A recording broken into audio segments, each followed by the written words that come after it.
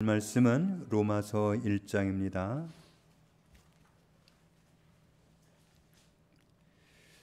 로마서 1장 1절부터 7절까지 보겠습니다. 예수 그리스도의 종 바울은 사도로 부르심을 받아 하나님의 복음을 위하여 택정함을 입었으니 이 복음은 하나님이 선지자들을 통하여 그의 아들에 관하여 성경에 미리 약속하신 것이라. 그의 아들에 관하여 말하면 육신으로는 다윗의 혈통에서 나셨고 성결의 영으로는 죽은 자들 가운데서 부활하사 능력으로 하나님의 아들로 선포되셨으니 곧 우리 주 예수 그리스도시니라. 그로 말미암아 우리가 은혜와 사도의 직분을 받아 그의 이름을 위하여 모든 이방인 중에서 믿어 순종하게 하나니 너희도 그들 중에서 예수 그리스도의 것으로 부르심을 받은 자니라. 로마에서 하나님의 사랑하심을 받고 성도로 부르심을 받은 모든 자에게 하나님 우리 아버지와 주 예수 그리스도로부터 은혜와 평강이 있기를 원하노라. 아멘. 로마서에는 복음의 핵심이 잘 설명되어 있습니다. 죄가 무엇인지, 우리가 죄인인지 의인인지, 죄인이 어떻게 구원받는지, 예수님이 왜 십자가에 달리셔야 했는지, 어떻게 죄인이었던 우리가 의인으로 인정받을 수 있는지, 어떻게 계속 성화를 이루어 갈 수 있을런지, 이런 복음의 핵심을 잘 설명하고 있습니다. 그렇다면 로마서는 어떤 사람에게 보내져야 됐을 것 같습니까? 복음을 아는 사람에게 보내져야 됐을까요? 복음을 모르는 사람에게 보내졌어야 됐을까요? 그런데 우리 생각하고는 좀 다릅니다. 7절 말씀 보면은 로마에서 하나님의 사랑하심을 받고 성도로 부르심을 받은 모든 자에게 하나님 우리 아버지와 주 예수 그리스도로부터 은혜와 평강이 있기를 원하노라. 지금 로마에 살고 있고 하나님의 사랑하심을 받고 있고 성도로 부르심을 받은 모든 성도, 그들에게 보낸 거예요. 이건 또 이럴 수가 있을까? 복음의 핵심을 가장 잘 설명하고 있는데, 그렇다면 이런 서신은 복음을 모르는 사람에게 전해졌어야지 왜 복음을 잘 아는 하나님의 사랑하심을 받기도 했고 성도로 부르심을 받았던 로마에 있는 그리스도인들에게 왜 그들에게 굳이 보냈을까? 우리는 이렇게 생각할 수 있습니다. 그렇다면 왜 복음을 잘 설명하고 있는 이 로마서 같은 내용을 복음을 잘 알고 있는 사람들에게 보냈을까? 로마서 16장을 보면 여기 전체를 보면 27명의 이름이 나옵니다. 27명의 사람들은 로마시에 살고 있는 교회 멤버들의 이름을 언급하고 있는 건데, 그 사람들이 5개 그룹 혹은 7개 그룹으로 나뉘어져서 예배를 드리고 있었던 그런 모습으로 추측하고 있습니다. 그리고 2그룹 정도는 100% 이방인들만, 유대인 아닌 사람들만 모여서 예배를 드리고 있었고, 그리고 한 그룹에는 한 명만 이방인이 있고 나머지는 다 유대인들이 모여서 예배를 드리는 그런 그룹도 있었고, 또 어떤 그룹에는 노예, 종의 신분을 가진 사람들만 끼리끼리 모여서 예배를 드리는 그런 모습을 볼 수 있습니다. 그러면 유대인은 유대인끼리 모여서 예배하고, 그리고 헬라 사람은 헬라 사람끼리 모여서 예배하고, 노예는 노예끼리 모여서 예배하고, 이런 모습을 연출한다면 바람직한 걸까요? 그렇지 않은 걸까요? 천국에 가면 유대인들은 유대인들끼리 사는 마을이 있고, 한국 사람들은 한국 사람들만 모여서 사는 마을이 있고, 이런 식으로 돼 있을까요? 전혀 그렇지가 않습니다. 모든 그리스도인들은 혈통을 불문하고 다 한자리에 모여서 예배를 드리는 게 맞습니다.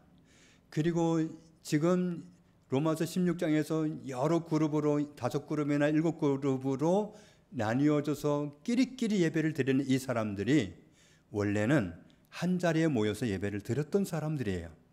그런데 지금 그룹을 지어서 끼리끼리 모여서 예배를 드리고 있는데, 그런 문제 때문에 사실 로마서가 기록이 됐습니다. 자세한 정황을 알기 위해서 그 시대로 한번 가 보겠습니다. AD 41년입니다. 지금은 2022년이지만 AD 41년, 그는 딸랑 41년 되던 해 로마에 사건이 발생했습니다. 당시에 갈리굴라라는 사람이 로마 황제였는데, 그런데 경호원 2사람이 갈리굴라를 어느 날 암살을 합니다. 황제를 죽이는 과정에 어느 밀실로 유인해 가지고 죽였겠죠. 그 밀실에서 죽이는데, 그런데 좀 좋지 않은 그런 어떤 느낌이 있었는데 인기척이 느껴진 거예요. 그래서 가만히 살펴보니까 커튼 뒤에 무슨 사람이 있는 것 같고 커튼 아래로 발이 보이는 거예요. 사람 발이. 그래서 황제를 죽여놓고 궁금하니까 커튼을 확 제꼈겠죠. 그랬더니 거기에 어떤 사람이 있었느냐 하면 글라우디오라는 사람이 있었습니다. 글라우디오는 태어날 때부터 장애인이었습니다. 그래서 그 모습을 보고 아마 황제를 죽인 사람들이 그 정말 장애투성이의 사람을 보면서 안심을 했을 것 같아요. 그런데 이 암살범들이 이상한 일을 꾸밉니다.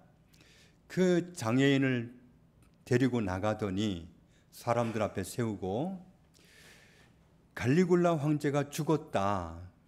그리고 이제부터는 여기에는 이 글라우디오가 황제다. 글라우디오 그 장애인, 그 사람이 이제 황제라고 선포를 합니다. 황제를 죽인 암살범이 그런 자기가 황제를 죽여놓고 아무 정말 인연도 되지 않을 그런 사람을 앞에 놓고 황제라고 선포를 하는데 아무도 반발을 못합니다. 황제도 죽인 사람이기 때문에 함부로 하지를 못하고 받아들일 수밖에 없습니다. 그래서 이 글라우디오가 그 순간부터 로마 황제가 됩니다. 그런데 이 글라우디오라는 사람이 몸은 온전하지 않았지만 정신은 선제였습니다.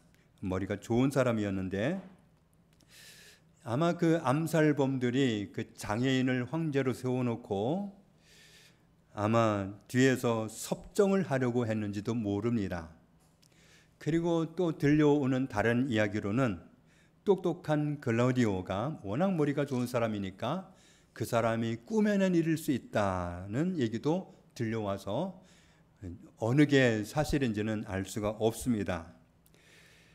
그런데 글라우디오는 황제가 되고 나서 앞에 황제를 암살한 사람들을 숙청을 합니다.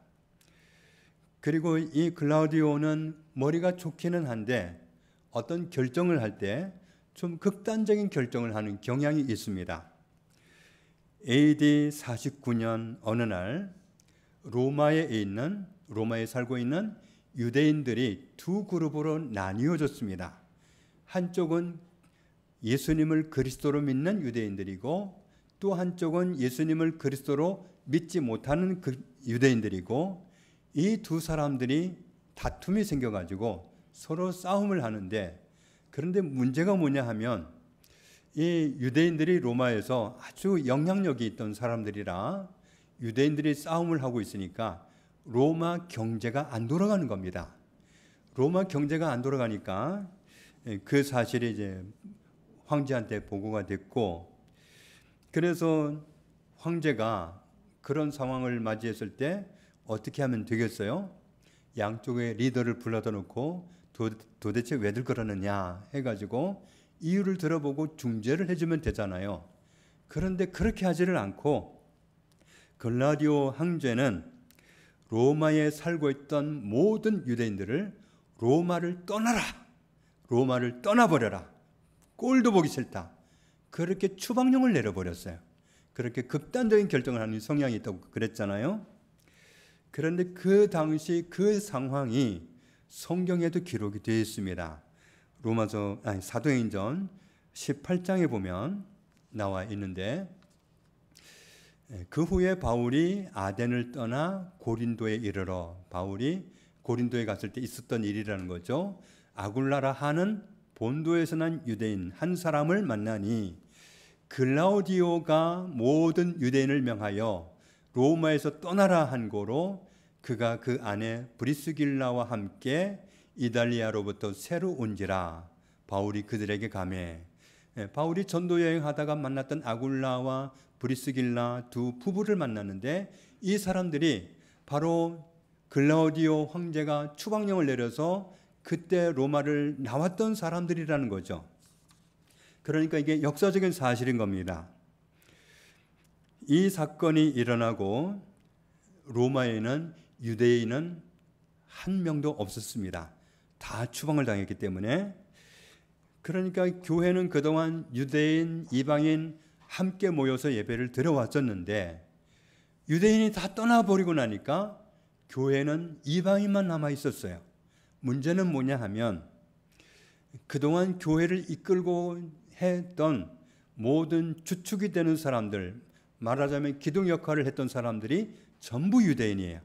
말씀을 전하는 사람도 유대인이고, 찬양 인도를 하는 사람도 유대인이고, 모든 걸 대부분의 그 중요한 요직은 유대인들이 다 맡아서 했는데, 어느 날 유대인은 한 명도 없으니까 이 이방인들만 주일날 돼가지고 교회를 갔는데 예배를 인도할 사람도 없고, 설교할 사람도, 찬양 인도할 사람도, 주일학교 아이들을 가르칠 선생도 없고, 아무도 없는 거죠.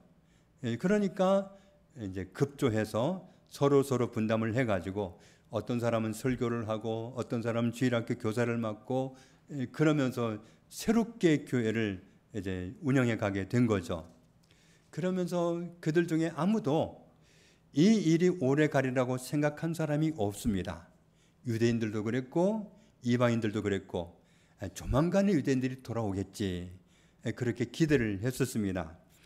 우리도 코로나 시대를 겪으면서 이렇게 오래 가리라고 생각을 못했잖아요.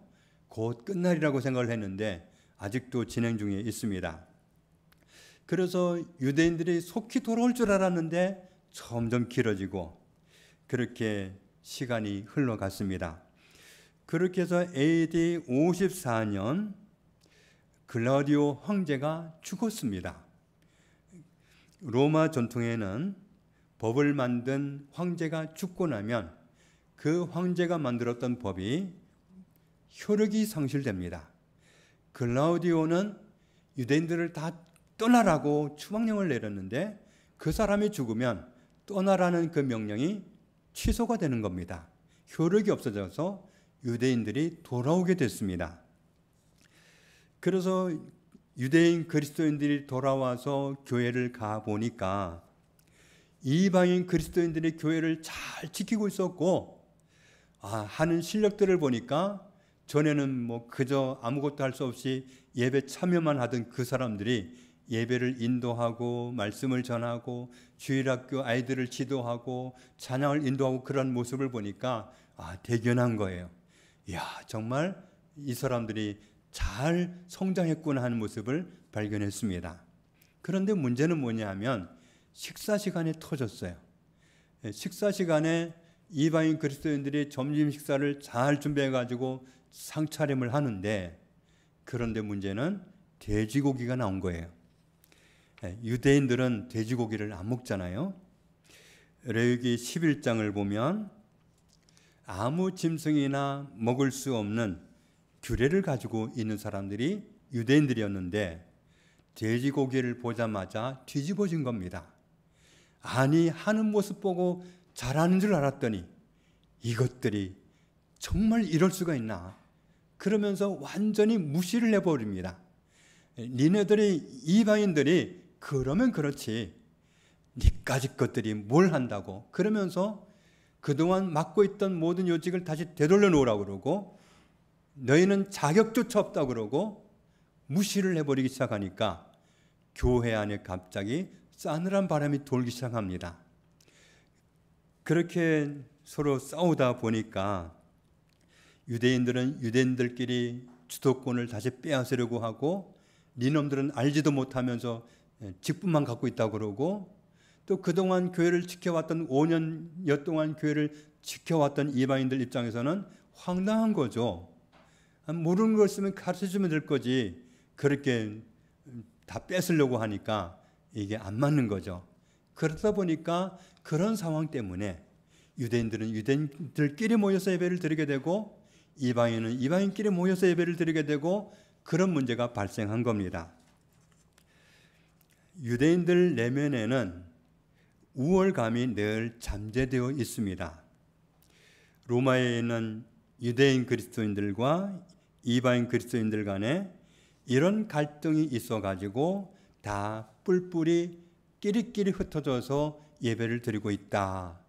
이 소식이 바울에게 들려온 겁니다. 그래서 로마에 있는 그리스도인들을 위해서 바울이 편지를 썼는데, 그 편지가 바로 로마서입니다. 이 로마서 편지가 도착했을 때 사도 바울이 편지를 보내왔다 그러면서 우리 돌려서 읽자 그랬을 때, 아마도 유대인 그리스도인들은 기대를 했을 것 같아요. 바울이 유대인이기 때문에 자기들을 편들어줄 걸로 기대를 했을 것 같습니다. 그런데 이방인들 나름대로 이방인들도 기대를 했을 것 같아요. 왜냐하면 바울은 자기가 이방인의 사도로 부르심을 받았다고 했기 때문에 우리 이방인들에게 편을 들어줄 거라고 기대를 했을 것 같습니다. 그런데 로마서 1장을 보면 이방인이었던 사람들이 지었을 법한 죄의 목록을 바울이 나열하기 시작합니다. 모든 불의, 추악, 탐욕, 악의가 가득하고 시기, 살인, 분쟁, 사기, 악독이 가득하고 수군수군하고 비방하고 하나님께 미움을 받는 짓거리를 하고 능욕하고 교만하고 자랑하고 악을 도모하고 부모를 거역하고 우매하고 배약하고, 배약한다는 건 약속을 깨는 걸 말합니다. 그리고 무정하고 무자비하고, 이방인으로서 지었을 법한 죄의 목록들을 아주 적나라하게 나열을 하는 거죠. 이 대목을 읽을 때 아마도 유대인 그리스도인들은 속으로 좋아했을 것 같아요. 그래, 드디어 바울이 이방인들을 솔직하게 그들의 적나라한 죄성을 드러내고 있구만. 그렇게 속으로 좋아했을지 모릅니다. 그런데 이방인들이 그렇게 살아온 죄스러움이 있었다고 하면 손가락질 받을 만하다고 생각했을 법하지만, 끝까지 이렇게 산다면 이 사람들의 결과, 이 이방인들이 계속 죄를 짓고 이렇게 나간다면 어떻게 되느냐. 32절에 보면 그들이 이 같은 일을 행하는 자는 사형에 해당한다고 하나님께서 정하심을 알고도 자기들만 행할 뿐 아니라 또한 그런 일을 행하는 자들을 옳다 하느니라. 그 죄의 길을 끊지 않고 계속 달려가면 그 마지막은 사망으로 끝난다고 하나님이 정하신 것을 알고도 이 사람들이 이렇게 죄를 짓는다, 이렇게 말씀을 하는 거죠. 죄는 끊어야 됩니다. 죄를 끊지 않으면 끝내 가서 심판을 받기 때문에 죄는 반드시 끊어야 됩니다. 그렇다면 이방인들은 잘못 가고 있고 그렇다고 결론을 내리고, 유대인들은 그럼 안전지대에 있었는가?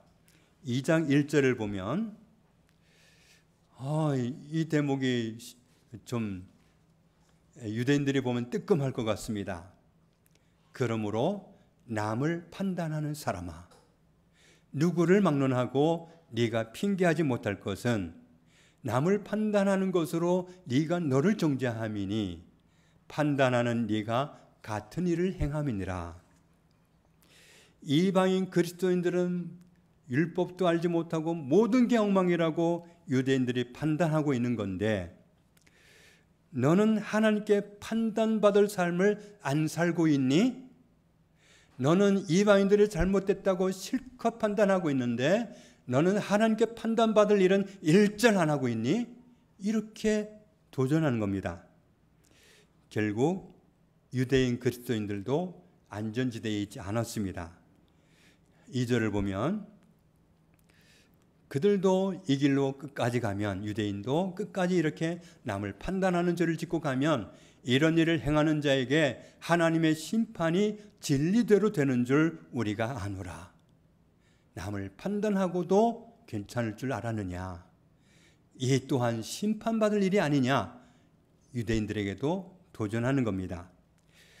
3장 1절을 보면 유대인은 나으냐? 유대인은 괜찮으냐? 유대인은 그렇게 살아도 아무렇지 않은 거냐? 그렇게 질문하는 거죠.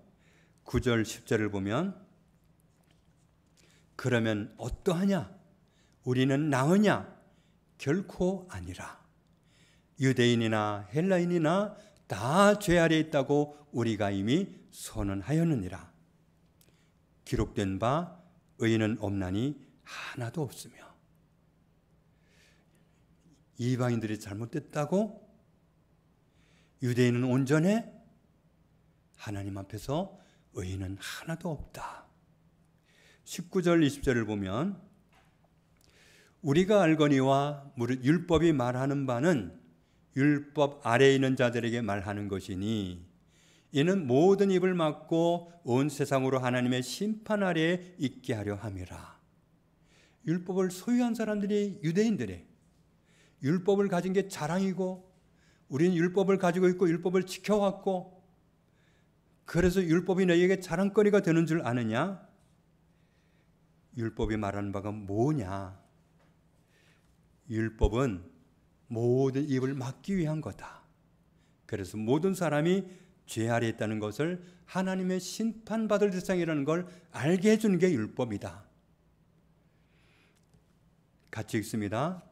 그러므로 율법의 행위로 그의 앞에 의롭다 하심을 얻을 육체가 없나니 율법으로는 죄를 깨달음이니라. 자기는 율법 잘 지켰다고 큰 소리 쳤잖아요. 그런데 율법의 행위로 율법 잘 지켜가지고 의롭다함을 얻을 육체는 없다. 율법 앞에서는 내가 죄인됨을 깨닫는 거다. 나도 역시 죄인이구나. 유대인 그리스도인들은 율법을 지켰기 때문에 우월하다고 생각을 했지만 그렇지가 않았습니다. 이방인 그리스도인들은 율법을 안 지켰으니까 상종 못할 사람들이라고 생각했지만 그러나 하나님 앞에서는 모두가 다 죄인이라는 사실을 선포하셨습니다. 다른 사람을 비판함으로써 더 나은 자리에 있으려고 하는 분들이 더러 있습니다. 그건 좋은 거 아닙니다. 다른 사람을 까요. 그럼 내가 그 사람보다 나은 사람이 되는 걸로 착각하는 사람들이 있어요. 자기는 그런 잘못은 안 한다는 건데 그런데 다른 잘못은 하잖아요. 실수 하나 없는 사람이 어디에 있고 부족함, 연약함 없는 사람이 세상 천지에 어디에 있습니까? 나는 이거는 잘해도 저건 못할 수 있고 저거는 못해도 이거는 잘할 수 있고 누구나 할 수 있고 없는 게 다 있는 겁니다. 그런데 나는 되는데 너는 왜 못하냐 해가지고 판단하고 정죄하는 것은 좋은 모습이 아닙니다. 남이 잘못했다고 판단하고 지적하고 훈계하는 사람도 정작 자기도 다른 잘못은 한다는 말이죠. 그러므로 우리가 그럴 일은 아닙니다. 2장 1절을 보면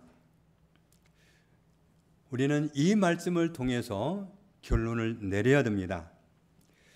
다른 사람을 판단할 수 있는 사람은 아무도 없습니다. 다른 사람을 판단하면 나도 판단받아야 됩니다.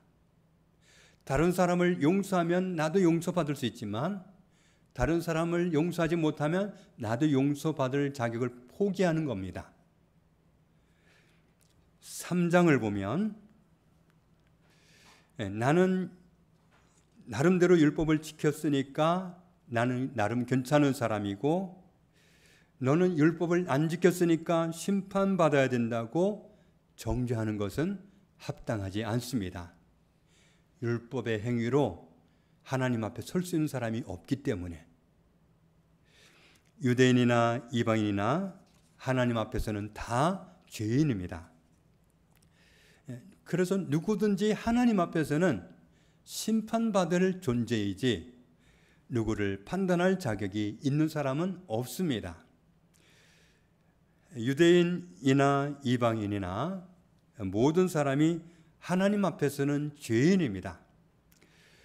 죄인은 의인이 되어야 되는데 어떻게 의인이 됩니까? 율법을 지킴으로써 의인이 되는 길은 없다고 말씀하셨잖아요. 그러니까 그 길은 막혀 있는 길입니다. 21절 이하에 있는 말씀을 보면 죄인이 의인 되는 길을 이제 제시합니다. 이제는 율법 외에 하나님의 한 의가 나타났으니 율법과 선지자들에게 증거를 받은 것이라. 곧 예수 그리스도를 믿음으로 말미암아 모든 믿는 자에게 미치는 하나님의 의인이 차별이 없느니라. 같이 읽습니다. 모든 사람이 죄를 범하였음에 하나님의 영광에 이르지 못하더니 그리스도 예수 안에 있는 속량으로 말미암아 하나님의 은혜로 값없이 의롭다 하심을 얻은 자 되었느니라. 유대인이건 다른 나라 사람이건 헬라인이건 유대인이건 모든 사람이 하나님 앞에 다 죄인이고 율법을 지켜서든 착한 일을 해서든 뭘 해서든 스스로 자기 행위로 의인이 될 사람은 없는데 하나님의 아들 그리스도가 죄인을 의인 만들어 주셨단 말이죠. 그래서 우리가 의인 된 거지 자기 행위로 하나님 앞에 의인으로 인정받을 사람은 없습니다. 1장 1절을 보면 사도 바울은 이렇게 자기를 소개합니다. 예수 그리스도의 종 바울은. 다른 표현도 많이 있을 법한데 왜 자기를 예수 그리스도의 종이라고 표현을 했을까요? 유대인 그리스도인들 가운데서도 이방인 그리스도인들 가운데서도 종이 되려고 하는 사람이 없었기 때문에 애써서 이런 표현을 한 겁니다. 예수 그리스도의 종 바울은 사도로 부르심을 받아 하나님의 복음을 위하여 특정함을 입었으니, 사도라고 하는 말이 대단한 직분을 얘기하는 것이 아니라 뜻으로 하면 보내심을 받은 자입니다. 나는 보내심을 받은 사람이다. 나는 보냄받은 사람이다. 이런 고백입니다. 바울만 보냄을 받은 사람이 아니라 우리 모든 그리스도인들은 보냄을 받은 사람들입니다. 바울은 무엇 때문에 보냄을 받았다고 했느냐 하면 하나님의 복음을 위하여 택정함을 입었기 때문이라고 말씀합니다. 바울만 복음을 위해서 택정함을 받은 건 아니잖아요. 우리도 온 세상에 다니면서 만천하의 복음을 전하라는 사명을 받았기 때문에 우리도 바울과 똑같은 목적으로 부름을 받았습니다. 16절을 보면 같이 읽습니다. 내가 복음을 부끄러워하지 아니하노니 이 복음은 모든 믿는 자에게 구원을 주시는 하나님의 능력이 됨이라. 먼저는 유대인에게요 그리고 헬라인에게로다. 아멘. 복음은 능력이다. 복음은 사람을 살립니다. 유대인도 살리고 헬라인도 살리고 어느 나라 사람이든 다 살립니다. 할머니도 살리고 어린아이도 살리고 복음은 다 살립니다. 복음을 듣지 않고 구원받을 수가 없다는 사실을 알 수 있겠죠? 그러면 우리가 복음을 전해야 되는데 우리가 평상시 생활 속에서 내가 하고 싶은 말을 다 알고 살아놓고는 복음을 전하려고 하면 복음이 안전해집니다. 나는 성질이 더러워서 참지 못해. 그리고 할 말을 다 하고 복음을 전하려고 하면 복음이 막힙니다. 복음이 가지를 못합니다. 나는 하고 싶은 말은 해야지 속에 담아두고 살 수가 없어. 그런데 나중에 복음을 전하려고 하면 복음이 안 가는 거죠. 아줌마, 지금 뭐 하는 거예요? 그렇게 살아놓고 복음을 전하려고 하면 복음이 안 갑니다. 복음은 능력인데 들으면 살아나는데 그 살리는 복음이 효력이 없어집니다. 내 눈에 거슬린다고 싸우고 다 참견하고 그리고 나서 복음을 전하려고 하면 그게 어렵습니다. 복음 전할 관계가 안 되기 때문에 복음을 전해도 소용이 없습니다. 그러면 복음이 무엇일까요? 무엇이 복음이길래 복음이 전해지면 사람이 살아날까요? 1장 말씀을 좀 보겠습니다. 이 복음은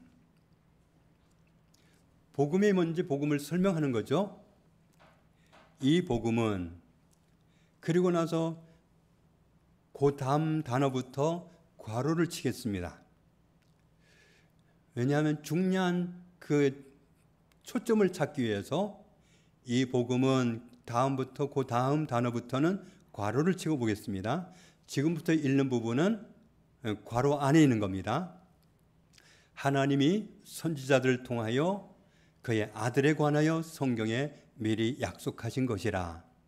그의 아들에 관하여 말하면 육신으로는 다윗의 혈통에서 나셨고 성결의 영으로는 죽은 자들 가운데서 부활하사 능력으로 하나님의 아들로 선포되셨으니 여기서 괄호를 닫겠습니다. 그래서 연결해서 보면 어떻게 되느냐 하면 다시 1절을 보면 2절을 보면 이 복음은 그랬잖아요. 나머지는 괄호에 지금 닫혀 있는 거고 4절을 보면 괄호를 지나서 선포되셨으니까지는 괄호 안에 들어가는 거고 그 다음에 곧 우리 주 예수 그리스도시니라. 연결해서 보면 뭐예요? 복음은 곧 우리 주 예수 그리스도시니라. 복음은 예수 그리스도예요. 예수 그리스도가 복음이에요. 예수 그리스도가 전해지면 살아나요. 예수 그리스도가 생명이기 때문에 예수 그리스도를 전달받은 사람은 살아나게 되어 있습니다. 복음은 모든 믿는 사람을 구원에 이르게 합니다. 다른 말로 바꾸면 예수 그리스도를 믿는 사람은 다 구원받습니다. 우리가 사람을 영원히 살도록 살리기 위해서는 복음을 전해야 되는데 복음의 내용이 뭐냐 하면 예수 그리스도입니다. 우리를 구원하신 예수 그리스도를 알지 못하는 사람은 절대로 천국에 들어갈 수 없습니다. 내가 사랑하는 어머니라고 할지라도 어머니가 예수 그리스도를 알지 못하면 천국에 갈 수 없습니다. 천국에 못 가는 사람은 원치 않는 곳으로 가게 됩니다. 천국에 가려면 생명이 있어야 갑니다.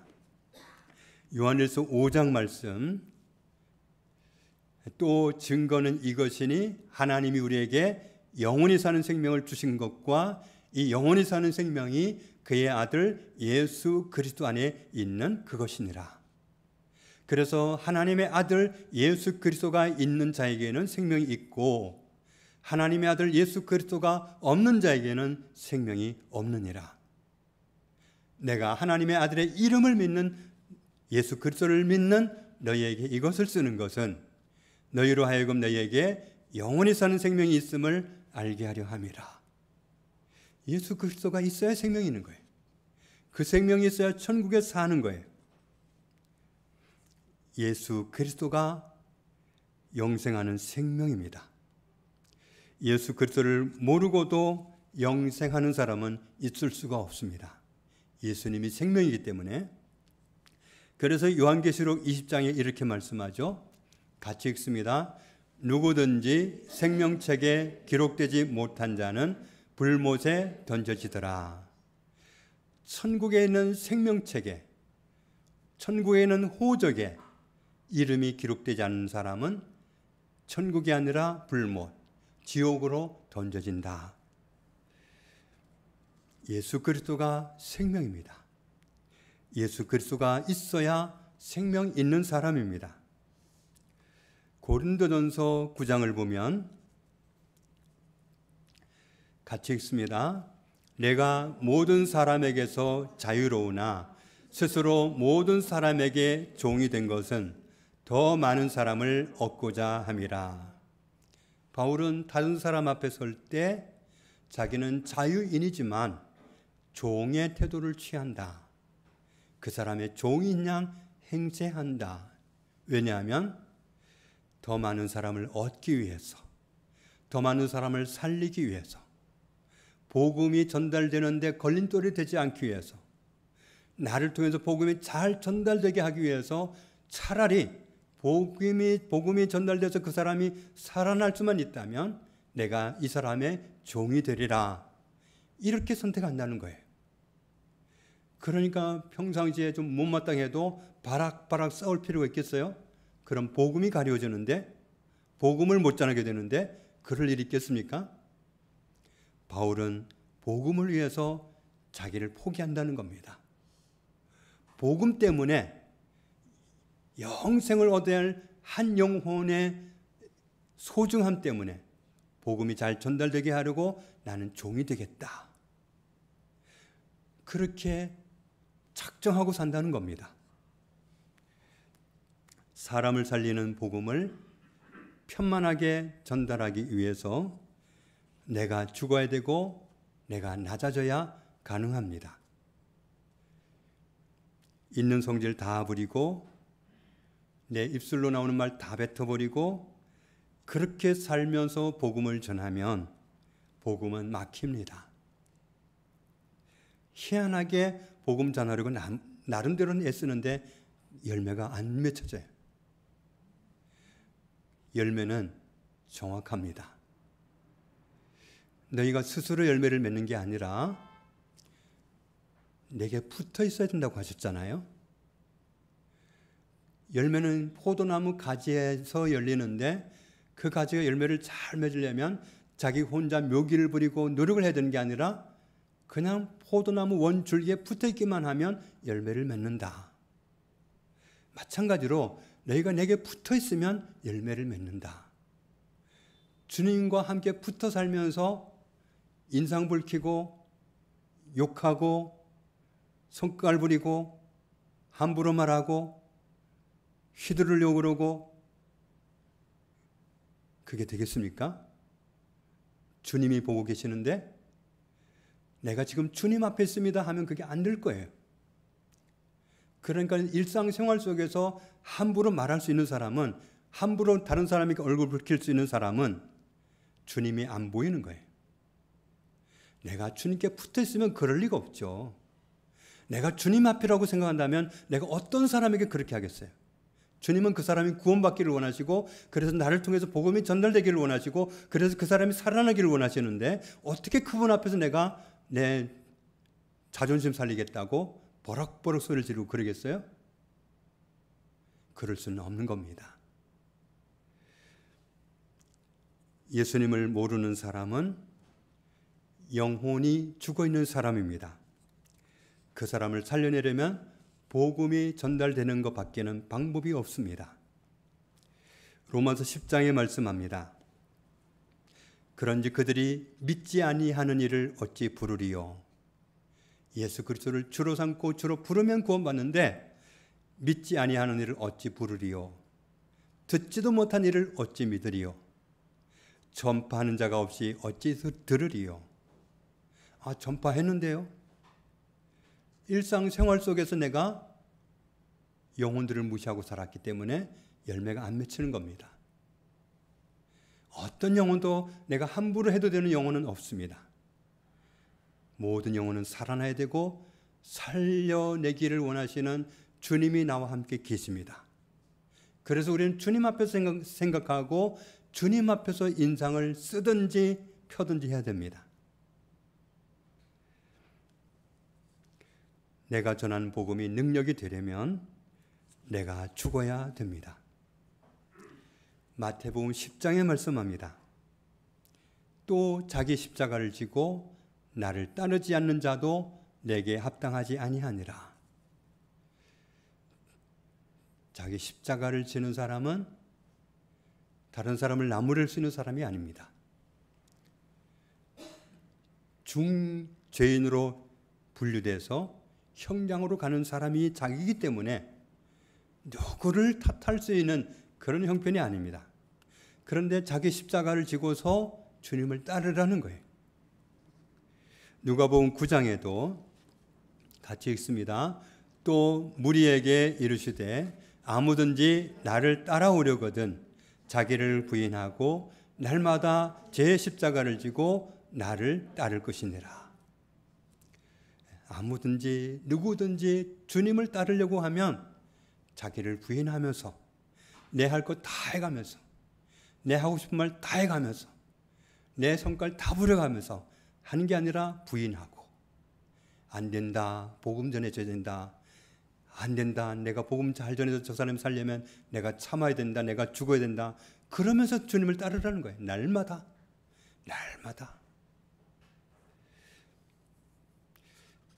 다니엘 12장 3절 말씀을 보면 같이 읽습니다. 지혜 있는 자는 궁창의 빛과 같이 빛날 것이요 많은 사람을 옳은 대로 돌아오게 한 자는 별과 같이 영원토록 빛나리라. 아멘. 살려놓으면 영광은 주님 나라에서 받습니다. 내가 복음 전하기 위해서 죽어 지낸 거 엄청난 보상으로 천국에서 받습니다. 죽어 지내는 만큼 그 상은 엄청납니다. 영원토록 빛나리라. 많은 사람을 옳은 대로 돌아오게 한 자는, 많은 사람을 살린 사람은 별과 같이 영원토록 빛나리라. 오늘 로마서 1장에서 우리는 복음이 뭔지를 정확하게 발견할 수 있습니다. 2절에서 이 복음은 나머지는 괄호 안에 놓고 4절에 다 괄호 안에 놓고 끝부분에 곧 우리 주 예수 그리스도시니라. 예수 그리스도가 복음입니다. 예수 그리스도가 전해지면 사람이 살아납니다.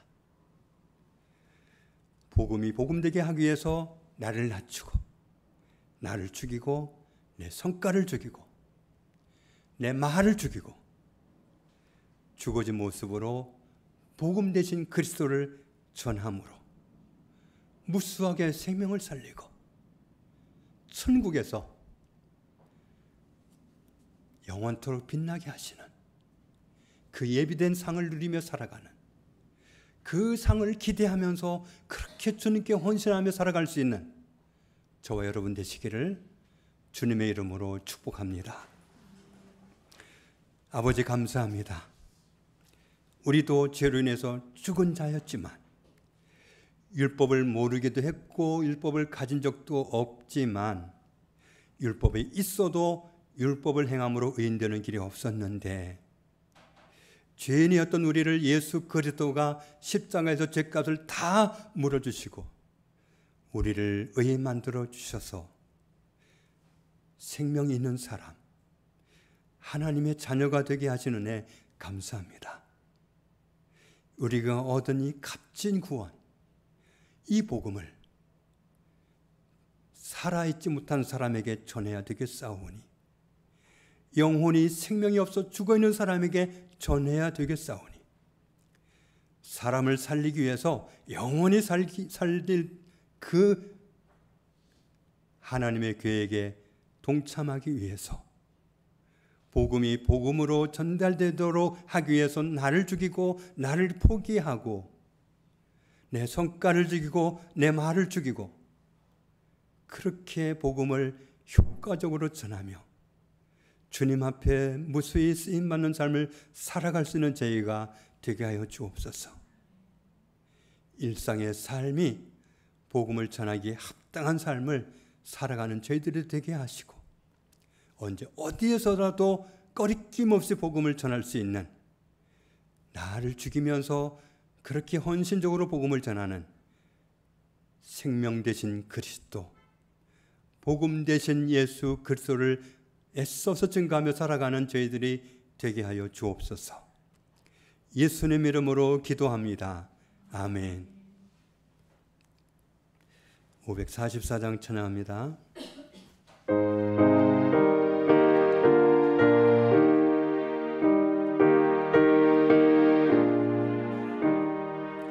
울어도 못하네, 눈물 많이 흘려도 겁을 얻게 못하고 죄를 씻지 못하니 울어도 못하네. 십자가에 달려서 예수 고난 당했네. 나를 구원하시리 예수밖에 없네. 힘써도 못하네. 말과 뜻과 현실이 깨끗하고 착해도 다시 나게 못하니 힘써도 못하네. 십자가에 달려서 예수 고난 당했네. 나를 구원하시리